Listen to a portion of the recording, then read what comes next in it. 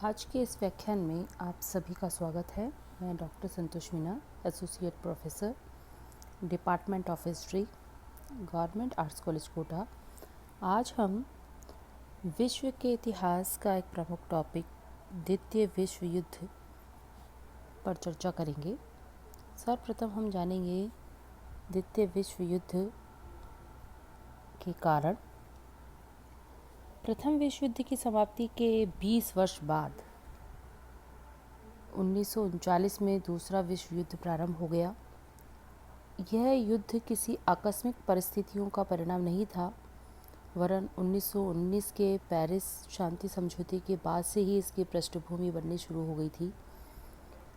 Martial फांच ने तो उसी समय वर्साय संधि के बारे में कहा था कि यह शांति संधि न होकर 20 वर्ष के लिए की गई एक युद्ध विराम संधि है। और ठीक इसके 20 वर्ष बाद विश्व युद्ध आरंभ हो गया और इस प्रकार मार्शल फोच की भविष्यवाणी बिल्कुल सही साबित हुई। पेरिस शांति समझौते से सभी पराजित राष्ट्र स्वयं को अपमानित महसूस कर रहे थे। जर्मनी में असंतोष सबसे अधिक था। वह अपना खंडित राष्ट्र सम्मान वापस पाना चाहता था। इसलिए साइरल फाल्स ने मत व्यक्त किया कि द्वितीय विश्व युद्ध मूलतः जर्मनी का प्रतिशोध लेने का युद्ध था। अब हम जानेंगे द्वितीय विश्व युद्ध के कारण। इसमें सर्वप्रथम हम लेते हैं वर्साय की अपमानजनक संधि। प्रथम महायुद्ध के बाद जर्मनी को वर्साय की अपमानजनक संधि पर हस्ताक्षर करने पड़े। वह जर्मन राष्ट्र का अपमान था। संधि के द्वारा जर्मनी को आर्थिक और सैन्य दृष्टि से पंगु बना दिया गया था और उस पर बहुत अधिक युद्ध का हर्जाना भी लाद दिया गया था। पोलैंड के हित के लिए जर्मनी के 2 टुकड़े कर दिए गए थे और यह पोलिश गलियारा जर्मन राष्ट्र के हृदय में कटार की भांति था। A.G. वेल्स ने भी कहा था कि अगला विश्व युद्ध पोलिश गलियारे के प्रश्न पर ही होगा और वर्साय संधि को जर्मन राष्ट्र ने कभी भी स्वीकार नहीं किया। वह उस पर थोपी गई थी। इसके अलावा युद्ध अपराध की धारा जर्मन राष्ट्र के माथे पर एक कलंक था। अब हम लेते हैं इसका दूसरा कारण, वो है तानाशाहों का उदय। प्रथम विश्व युद्ध के बाद पराजित राष्ट्रों और नवनिर्मित राष्ट्रों में जनतंत्रीय सरकार इस आशा से स्थापित की गई थी कि वे व्यवस्थाएं अधिक जन कल्याणकारी और दीर्घजीवी होंगी। किंतु जब ये व्यवस्थाएं युद्धोपरांत की समस्याओं को न सुलझा सकी तो जनता का झुकाव अधिनायकवाद की तरफ हो गया। जर्मनी में वीमर गणतंत्र वर्साय संधि पर हस्ताक्षर करने के कारण भी बदनाम हो चुका था। इन सब परिस्थितियों ने तानाशाही के उदय का मार्ग प्रशस्त किया और 1933 में हिटलर जो है वो तानाशाह बन गया। शक्ति के हाथ आते ही उसने जर्मन राष्ट्र की आकांक्षा के अनुरूप वर्साय संधि की धज्जियां उड़ाना शुरू कर दिया। सैन्य बल पर 1938 में उसने ऑस्ट्रिया का अधिग्रहण किया। इस प्रकार की तानाशाही प्रथम विश्व युद्ध के बाद इटली, जहां मुसोलिनी की फांसीवाद पार्टी सत्ता में आई थी, जापान, पोलैंड आदि देशों में स्थापित हुई। तीसरा कारण है इसका राष्ट्रसंघ की विफलता। राष्ट्रसंघ की स्थापना अंतर्राष्ट्रीय सहयोग को बढ़ाने और शांति एवं सुरक्षा की व्यवस्था के लिए की गई थी, किंतु स्वयं राष्ट्रसंघ इन उद्देश्यों को पूरा करने में विफल रहा। अमेरिका और रूस जैसी विश्व शक्तियाँ इसकी सदस्य नहीं बन सकी। 1933 में ये इनके सदस्य बने थे। पराजित राष्ट्रों को इसका सदस्य नहीं बनाया गया। उन्होंने इस संख्या को विजयी राष्ट्रों का क्लब माना। 1929 की आर्थिक मंदी से अंतर्राष्ट्रीय सहयोग समाप्त हो गया। चौथा कारण है इसका फ्रांस का प्रतिशोध पूर्ण व्यवहार। जर्मनी के प्रति फ्रांस का व्यवहार अत्यधिक प्रतिशोधपूर्ण था। वर्साय की संधि कठोर और अपमानजनक शर्तें फ्रांस की इस नीति का परिणाम थी। इतना सब कुछ होने के बाद भी फ्रांस को संतुष्टि नहीं मिली।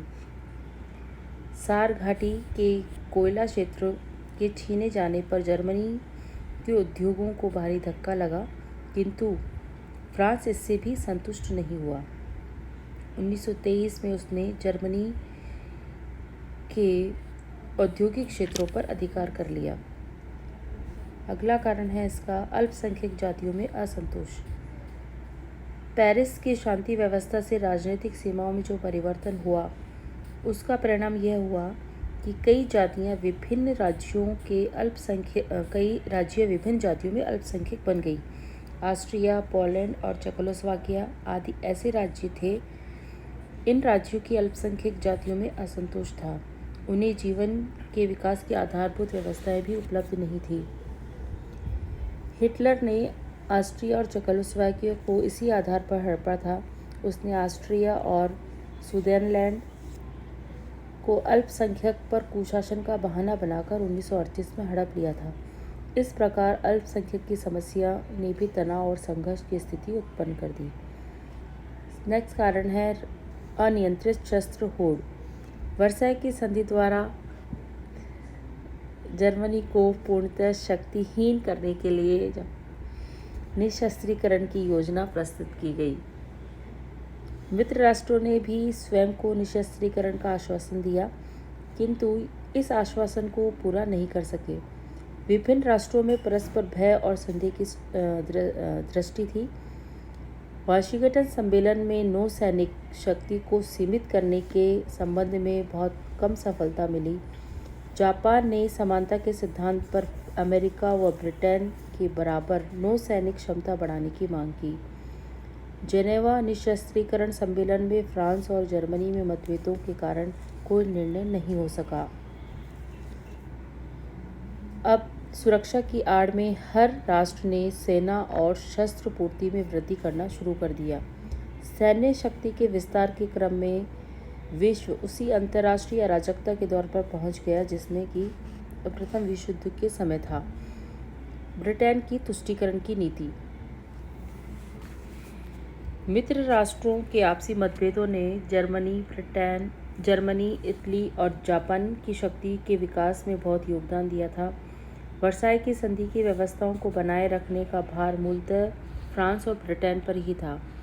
जर्मनी, इटली व जापान के प्रति किस प्रकार की नीति अपनाई जाए, इस पर दोनों में राष्ट्रों में मतभेद था। फ्रांस यहाँ कठोर नीति का पक्षधर था, तो वहीं इंग्लैंड की नीति थी कि यदि जर्मनी और इटली के साथ अच्छे संबंध रखे जाएं तो संभावित युद्ध को टाला जा सकता है। ब्रिटिश प्रधानमंत्री चैम्बरलैन का मत था कि तानाशाहों की शिकायतें उचित थी और इन राष्ट्रों के साथ वास्तव में कठोर व्यवहार किया गया था। और ब्रिटेन की जापान के प्रति तुष्टीकरण की नीति के निम्नलिखित कारण भी बताए गए हैं, जिसमें पहला है ब्रिटेन अपने व्यापार की वृद्धि के लिए जर्मनी का औद्योगिक पुनर्निर्माण करना चाहता था, क्योंकि जर्मनी में ब्रिटेन की माल की खपत की काफ़ी संभावनाएं थी। इसका दूसरा कारण था ब्रिटेन यूरोप में शक्ति संतुलन भी बनाए रखना चाहता था, क्योंकि प्रथम विश्व युद्ध के बाद यूरोप में फ्रांस की शक्ति अत्यधिक बढ़ गई थी। इसका तीसरा कारण था कि पूर्व और मध्य में यूरोप में साम्यवादी प्रसार की रोकथाम के लिए जर्मनी को शक्तिशाली बनाया जाना आवश्यक था। तो ब्रिटेन ने तुष्टीकरण की यह नीति जापान और इटली के प्रति अपनाई थी। जापान के प्रति तुष्टीकरण की झलक मंचूरिया घटना जो 1931 में घटी उस समय भी मिलती है। इथियोपिया पर इटली के आक्रमण के समय राष्ट्रसंघ के आर्थिक प्रतिबंधों को पूर्णतः लागू न करके तुष्टीकरण की नीति को पुनः अपनाया गया। इसी तरह राइनलैंड के विसैन्यीकरण संबंधी व्यवस्थाओं के उल्लंघन के समय भी कोई कदम नहीं उठाया गया। यहाँ तक कि मार्च 1938 में हिटलर ने ऑस्ट्रिया को जर्मनी में मिला लिया तो ब्रिटेन और फ्रांस ने कोई विरोध नहीं किया, जिससे हिटलर की विस्तारवादी भूख और अधिक बढ़ गई। म्यूनिख समझौता तुष्टीकरण की चरम सीमा थी। 1938 में म्यूनिख में फ्रांस और ब्रिटेन के प्रधानमंत्री ने चेकोस्लोवाकिया से बिना पूछे उसका सूडान क्षेत्र जर्मन यानी हिटलर को सौंप दिया था और कुछ महीने बाद ही हिटलर ने पूरे चेकोस्लोवाकिया को हड़प लिया था। म्यूनिख समझौते के बारे में चर्चिल ने भी लिखा है कि फ्रांस और इंग्लैंड को युद्ध और असम्मान में से एक को चुनना था। उन्होंने असम्मान को चुना और अब उन्हें युद्ध मिलेगा और युद्ध मिला भी, किंतु 1 वर्ष बाद मिला। नेक्स्ट कारण है इसका स्पेन का गृह युद्ध। जनरल फ्रांको ने 1936 में स्पेन में गृह युद्ध आरंभ कर दिया था। जर्मनी और इटली ने जनरल फ्रांको की सहायता की, जबकि सोवियत रूस ने स्पेन की गणतंत्रीय सरकार का समर्थन किया। फ्रांस और इंग्लैंड ने स्पेन को गणतंत्रीय सरकार को कोई उल्लेखनीय सहायता नहीं की। इस प्रकार 1939 में जनरल फ्रांको ने इटली और फ्रांस के सक्रिय सहयोग स्पेन में गणतंत्र को समाप्त करके वहां अधिनायक तंत्र की स्थापना की। फ्रांको की विजय से धुरी राष्ट्रों का साहस बढ़ा और उन्होंने कई युद्ध शास्त्रों का स्पेन में गृह युद्ध में सफल प्रयोग किया। अब मित्र राष्ट्रों की एकता और लोकतंत्र के प्रति उनकी प्रतिबद्धता की पोल खुल गई और इंग्लैंड व फ्रांस की धमकियां अब गीदड़ भभकी समझी जाने लगी। अब है युद्ध का तात्कालिक कारण, जो था कि पोलैंड पर जर्मन का अधिकार। हिटलर द्वारा पोलैंड पर 1 सितंबर 1939 को आक्रमण करने से विश्व युद्ध आरंभ हो गया।